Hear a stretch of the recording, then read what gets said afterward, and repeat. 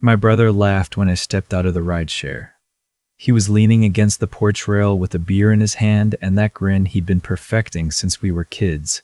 The one that said he already knew how everything was going to go. "Still can't afford a car, huh?" he called across the gravel.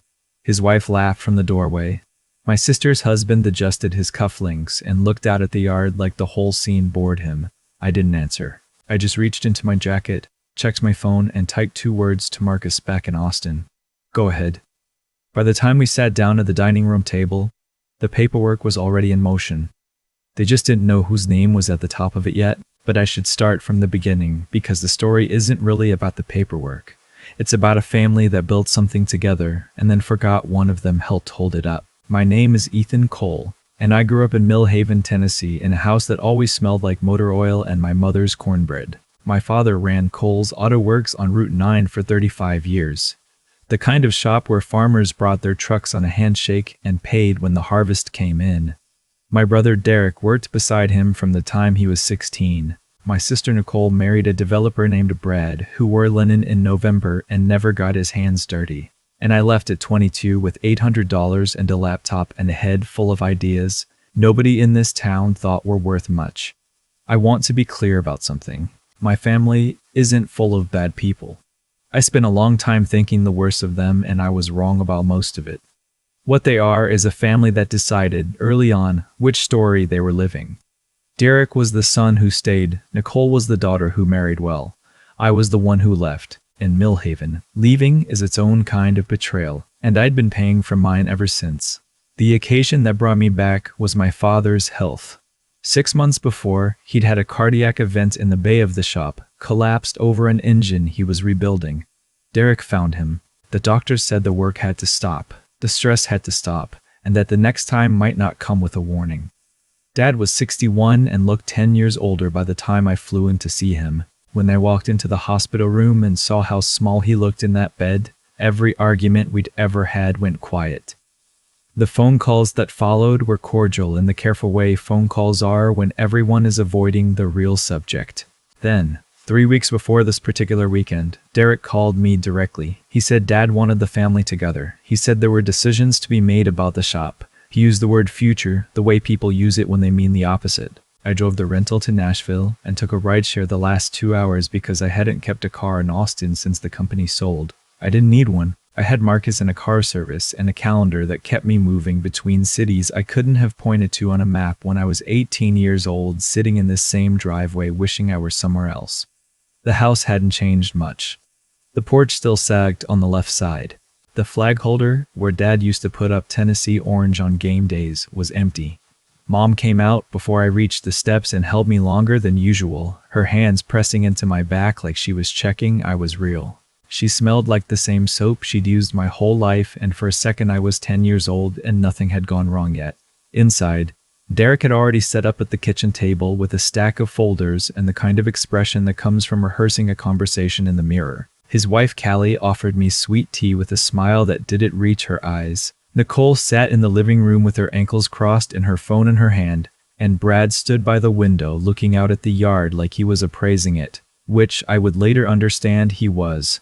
The first hour was the standard ritual. How was the drive? How's Austin? Are you eating enough? Mom noticed I looked thin. Dad, seated in the good chair with a throw blanket across his knees, asked if I was still doing my computer work. He tried to make the question sound casual. He didn't quite manage it. 7 years of building something I couldn't explain in terms he recognized had worn a groove between us that neither of us knew how to cross. I said I was doing fine. I kept my answers short. I was watching the room more than talking in it. Derek cleared his throat after dinner and spread the folders across the table. He had that performed authority that comes from being the one who stayed, the one who fielded the calls and drove Dad to appointments and kept the shop running on willpower and dwindling margin. I didn't begrudge him the authority. He'd earned it in ways I hadn't. What I begrudged was the assumption that earning it one way meant he'd earned it every way. He walked us through the numbers without softening them. The shop had been bleeding since the 2 big chain garages opened off the interstate. Revenue down 40% in 3 years. The building needed a new roof. The diagnostic equipment was outdated. Dad's absence had accelerated everything. The word unsustainable appeared twice in the first folder. Brad leaned forward at exactly the moment Derek paused, like he'd been waiting for the breath. He was good at that, Brad, at making entrances in the middle of other people's sentences. He had a proposal, he said. A development group out of Nashville was interested in the Route 9 corridor. Mixed-use retail, some light commercial, maybe boutique lodging to catch the weekend tourism traffic that had started drifting into the county. The shop sat on a corner lot. Good bones, good visibility. The offer was fair. More than fair, Brad said, clicking to a figure on his tablet that made my mother's hand go still on the table. Derek nodded. Nicole nodded. Mom looked at Dad, who looked at his hands. I looked at the tablet. The development group was called Meridian Capital Partners. The logo was clean, navy, and gray, the kind of branding that costs real money. I'd seen it before, not because I follow Tennessee real estate development, but because Meridian had reached out to my company twice in the past 18 months wanting to partner on commercial tech infrastructure for their properties. I had turned them down both times. Their contracts had a clause I didn't like. Something about exclusivity that would have tied my team's hands in ways that didn't make sense unless you read the fine print twice and thought about what they were really after. I didn't say anything yet. I took a role and gave my hands something to do. Brad talked about timelines and fair market value and how the family would have liquidity to set up proper care for Mom and Dad. Real care, not piecemeal arrangements. He talked about dignity. He was fluent in words that meant one thing in the air and another thing in the documents beneath them. Nicole watched him the way you watch a performance. You've seen enough times that you've started admiring the mechanics of it. Derek slid a packet across the table toward me. I picked it up. Page 1 was a summary of terms. Page 2 was the valuation. Page 3 had a section titled Secondary Authorization, and my name was typed into a signature block labeled Non-Operating Family Stakeholder, with a line that read, Consented obtained verbally. I hadn't consented to anything. I read the line twice. I set the packet down square on the table. I did not look at Derek when I asked who had filled in that section. He said it was a formality, that everyone was aligned, that the attorneys needed a complete document to hold the date. He said my name the way you say a word you said so many times it's lost its meaning. My phone buzzed in my pocket. Marcus again. The permit's cleared. They're hanging the sign tomorrow morning, first light. I typed back, don't touch it yet. Outside, the Route 9 traffic had thinned to the occasional truck. The kitchen light made the table look warmer than it was. Mom refilled Dad's water and rested her hand on his shoulder a second longer than she needed to. Brad was saying something about soft deadlines and market windows and how opportunities like this didn't sit still. Derek was nodding in the way that meant he'd already decided but needed the room to catch up. I was reading the fine print on page 6, which nobody apparently expected me to get to. Paragraph 14, a right of first refusal clause written in the passive voice that gave Meridian Capital the option to acquire a second parcel, specifically the half-acre lot adjacent to the shop, which was where my father had parked equipment for 20 years, but which was technically still in the family's name from my grandfather's original deed. The clause would activate automatically upon signing. There was no line item for it. There was no separate consideration. There was a sentence inside a paragraph about transition timelines, and it would have handed Brad's partners a second property for nothing. I thought about the USB drive on the coffee table in the old story, the bullet points, the plan hidden in plain sight. This was the same thing and different clothes. I closed the packet. I said I wanted everyone to take a drive in the morning. Not to the shop, not to a facility, not anywhere with a conference table. Just a drive. I said there was something in town I needed them to see. Derek laughed the way he always laughs when he thinks I'm stalling. He asked if this was some kind of delay tactic. He asked if I even understood the scope of what was on the table. He said I'd been gone so long I didn't understand what it cost to hold a place like this together. He wasn't entirely wrong. I had been gone. I had missed dinners and holidays and the slow accumulation of small crises that Derek had absorbed alone. I had sent money when I could spare it, and called when I remembered, and told myself that building something out there in the world was a kind of contribution, even when it was also a kind of escape. But I hadn't been absent from Millhaven entirely. I just hadn't been visible.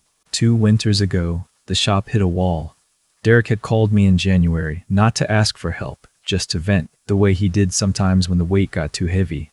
He mentioned a number, what the shop owed on a line of credit that had ballooned after a bad quarter. He mentioned that Brad had offered to make some calls, to leverage some relationships to handle it quietly. I asked Derek what Brad wanted in return. Derek said nothing, that it was family, that Brad was being generous. I knew Brad well enough by then to doubt the nothing, so I called my accountant that night and moved the money through a foundation account I'd set up the year before for exactly this kind of situation. $182,000 wired to the creditor directly, flagged as an anonymous gift from a community investment trust. The account was real, the foundation was real, and the anonymity was real. By February, the debt was cleared. Derek told the family that Brad had come through, that his Nashville connections had arranged something. Everyone thanked Brad at Easter dinner. I sat at the end of the table and ate pie and said nothing. I wasn't looking for credit. I want to be honest about that. Part of me was protecting myself from a different kind of conversation, one where I admitted how much I had and they started measuring me against it. Part of me just wanted the shop to survive without the transaction of it.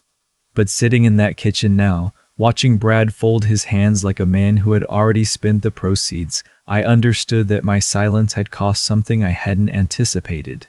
It had cost Derek the truth about who had actually saved the thing he was now preparing to give away. Morning came gray and cold the way Tennessee mornings do in late November, the sky the color of old pewter, the yard still damp from rain that had passed through overnight. I was up before anyone else, standing on the porch with coffee, watching the light come up over the ridge. Derek appeared first, jacket zipped, the packet of documents tucked under his arm. He asked again if I was going to sign.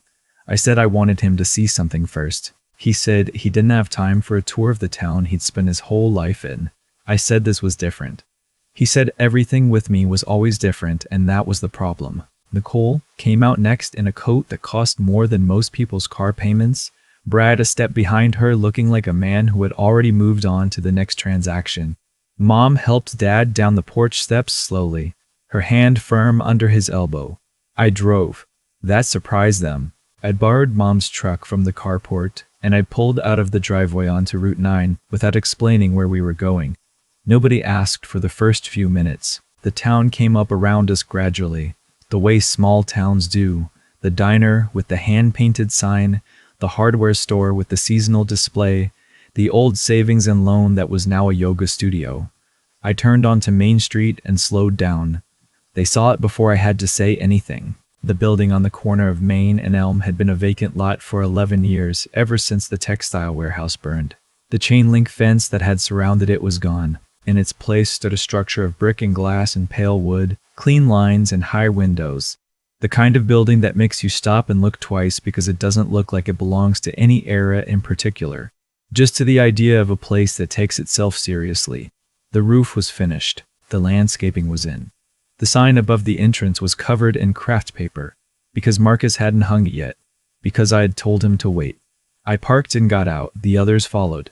I walked to the entrance and turned to face them on the sidewalk. Mom had her arms crossed against the Colt. Dad stood very still, looking up at the facade with an expression I couldn't read yet. Derek stood with the packet under his arm, jaw set. Brad was watching me now with a different kind of attention, calculating rather than dismissive. I pulled out my phone and sent Marcus one word. 30 seconds later, through the glass doors, I watched two of his team members walk to the front wall and begin to peel the craft paper from the sign. They came away in a long, clean strip, and underneath was the name in brushed steel letters, each one a foot tall, mounted on the brick above the entrance. Cole Vocational Center. Beneath it, in smaller lettering, established in honor of the Cole family of Mill Haven, Tennessee. Mom made a sound I have never heard from her before, and will probably never hear again. It wasn't a word. It was a sound of something releasing that had been held too long. Dad reached out and took her hand without looking away from the sign. Derek's face did something complicated. The packet slipped from under his arm and he caught it without thinking, and for a moment he just stood there with it hanging at his side, looking at his own last name mounted on a building on Main Street. I opened the door and invited them in. The floors were polished concrete. The natural light came through the high windows and fell across workbenches and tool stations, welding bays with proper ventilation, a computer lab with 30 stations, a small library along the east wall with textbooks and trade manuals, and a reading corner with chairs that looked comfortable enough to fall asleep in. The smell was new lumber and electrical work, and the particular clean smell of a space waiting to be used. Marcus met us inside and shook my hand and gave the others a quick tour while I stayed close to Mom and Dad. The center was built to train people in skilled trades and basic technology: electricians, HVAC technicians, automotive mechanics, welders, coders just starting out. Free enrollment for Millhaven County residents. A partnership with the community college for certification pathways. 30 kids on the waiting list already. Dad stopped at the automotive bay. The lifts were the same model as the ones in his shop, the ones he'd spent his career under. He looked at them for a long time without speaking. Then he looked at me. How long? He asked. 2 years of planning, I said. 8 months of construction. He nodded slowly. His jaw was working the way it does when he's trying to keep his face from doing something he doesn't want it to do. He's always been like that, my father. He'd rather go quiet than let you see him come apart. I didn't know how to tell him while it was still just an idea, I said. I wasn't sure it would become real. And I think I was afraid that if I told you and it didn't happen, that would be one more thing you'd put on the list of things I started and didn't finish. He looked at me a long time before he answered. The list was never as long as you thought it was, he said. His voice was rough. I made you think it was. That's on me. Nicole had drifted toward the computer lab. She was standing at one of the stations with her hand on the back of a chair, looking at the screensaver cycling through photos of the building process. Foundation to frame to finish. Her expression was undefended in a way I hadn't seen from her in years. Brad had gone quiet. I watched him read the plaque on the east wall, which detailed the founding of the center and the source of the funding, a private grant from CorePath Community Initiative, a nonprofit arm of CorePath Solutions LLC, Austin, Texas. He turned to look at me. I watched him make the connection. CorePath Solutions. The company that had turned down Meridian Capital Partners twice in the past 18 months. The company that had sold 8 months ago for $47 million. The company whose name was on the letterhead that Brad's development partners had failed to mention when they put together their acquisition proposal, because the entity that now owned the lot directly behind the Route 9 shop, the lot that Brad's paragraph 14 clause was designed to capture for free, had purchased it quietly 6 weeks ago and transferred it to the Cole Vocational Center's operating trust. There was no second parcel for Meridian to claim. It was already gone. I had bought it myself, placed it beyond any transaction Brad could engineer, and attached it to a nonprofit whose board of directors included my father's name. You're CorePath, Brad said. It wasn't the question. I said yes. His expression cycled through several things quickly. Then it settled into the smooth, neutral surface that men like Brad use when they're recalculating behind a smile. This changes things, he said. For whom? I asked. He chose not to answer that. Derek was standing near the automotive bay again. He had the packet in his hands, but he wasn't looking at it anymore. He was looking at me with something in his face I hadn't seen from him in a very long time, something that was not quite shame, but was close enough to it that I looked away. I want to say I felt satisfied. I want to say the whole morning felt like justice arriving on schedule. But what I actually felt was tired. Tired in the way that happens when you've been bracing against something for so long that when it finally gives way, your body doesn't know what to do with the absence of the weight. I had been building toward this moment, yes, but I had also been hiding from the simpler version of it, the one where I just called my brother and said I have something to show you. I had let the gap between us widen because it was easier to work in silence than to risk being misunderstood again. Every anonymous wire transfer, every project built without my name attached, had been an act of love and also a way of staying protected. That wasn't all on them. Some of it was me. I took out the folder I'd brought from my bag, not the one from Brad's legal team, my own. Inside was a single-page summary of a proposal I'd been working on for 3 months.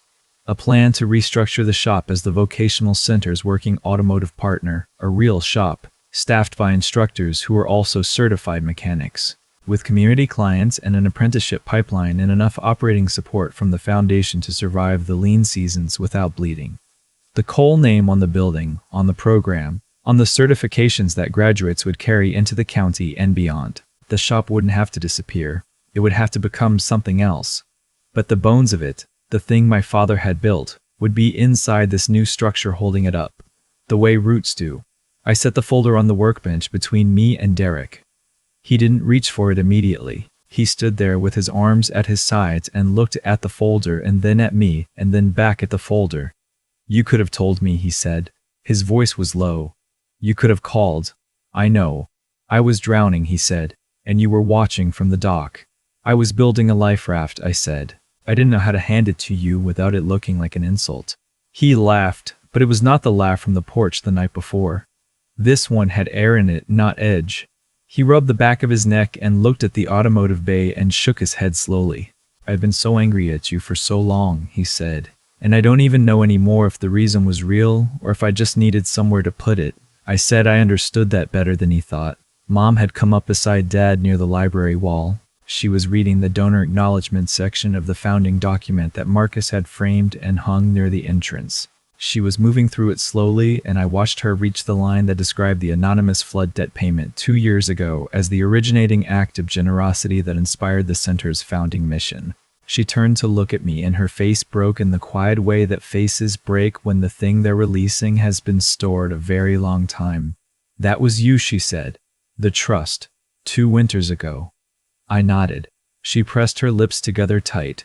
Her eyes were wet, and she was trying to hold them that way by sheer will, which is exactly what she always does, and exactly what she passed down to both of her sons. "I thanked the wrong person," she said. "I wanted to say what the James and that other story said, that she had thanked her children for surviving a hard year, and that wasn't wrong. But it would have felt borrowed, and this moment belonged to us alone. I said instead, 'You thank the people around you. You always do. That's not a mistake.'" She crossed the floor and put her arms around me and held on. My father's hand came down on my shoulder from behind, and the 3 of us stood there in the light of that building that had his name on it.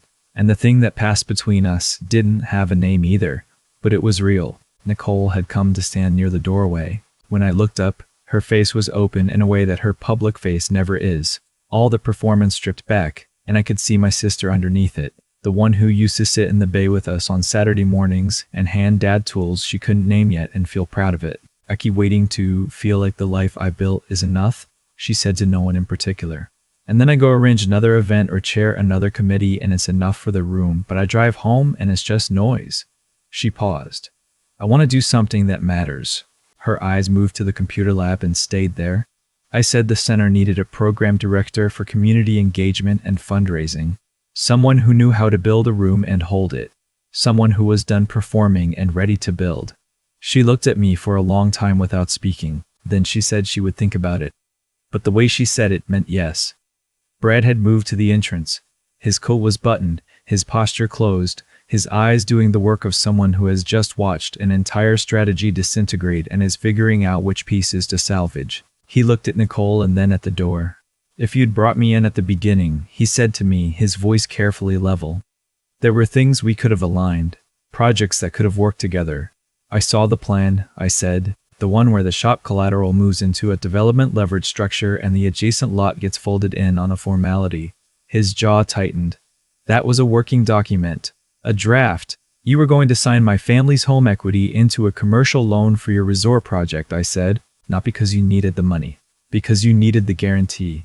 And nobody at this table was going to read far enough to find it." He didn't deny it. He looked at Nicole once more, and something moved between them, something old and unresolved, and then he walked out.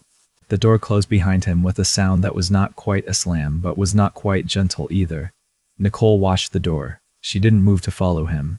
The room was quiet for a moment. Then Marcus appeared from the back hallway with his tablet and a look on his face that meant he was waiting on decisions and trying to be polite about it. We sat down in the reading corner, all of us, on the chairs that were comfortable enough to fall asleep in, Mom and Dad next to each other. Derek across from me, the folder open in his hands now, reading it properly. Nicole beside him with her coat still on but her posture different, softer, like someone who has just set down a bag they've been carrying across a long terminal. Derek read the whole proposal without interrupting. When he was finished, he looked up and asked 3 specific questions about how the apprenticeship pipeline would be staffed, and whether the foundation's operating support had a sunset clause, and what happened to the shop's existing client accounts during the transition. They were good questions. They were the questions of someone who understood the operational reality of the thing, who had been living inside it for years while I built supporting structures from a distance. I answered each one. We went back and forth for 20 minutes. At some point, Marcus quietly pulled a chair from one of the computer stations and sat down with his tablet and started taking notes. By noon, we had the outline of something that wasn't a transaction. It was a conversation, the kind we hadn't managed in years. And it was unfinished and imperfect, and there were still things that would need to be said between me and Derek that weren't ready to be said yet. But the ground had shifted. The story we'd been telling about each other had cracked open, and through the cracks there was something that looked, at least, like the possibility of something true. When I think back now on all the years I spent building in silence, waiting for the right moment to be seen, I understand something I couldn't have articulated then. Silence felt like protection. If no one knew what I had, no one could take it from me. If no one knew what I'd given, no one could reduce it to a transaction or use it to measure me. I could stay small and unassuming and save myself the grief of being misunderstood again. But silence has a cost that doesn't show up immediately. It lets the wrong stories fill the space. It lets other people write the version of you they need, the one that makes their own choices make sense. My brother needed me to be the one who left so he could be the one who stayed. My father needed me to be undirected so his direction felt like wisdom. I let them have those versions because it was easier than fighting for the right one, and I let myself believe I was above the approval I was starving for. That I didn't need to be seen by the people in that house. That the STEM centers and the foundations and the silent wire transfers were enough. That they were generosity uncomplicated by need. They weren't. They were love wearing a disguise, hope dressed up as strategy, a son who wanted his father to look at him the way his father finally looked at him on a cold Tuesday morning in front of a building that had both their names in the marble somewhere, even if mine was buried a few pages into the legal structure. The truth is, I needed them to know. I just didn't know how to say it without it sounding like I was asking to be rewarded. Maybe the way to say it is this.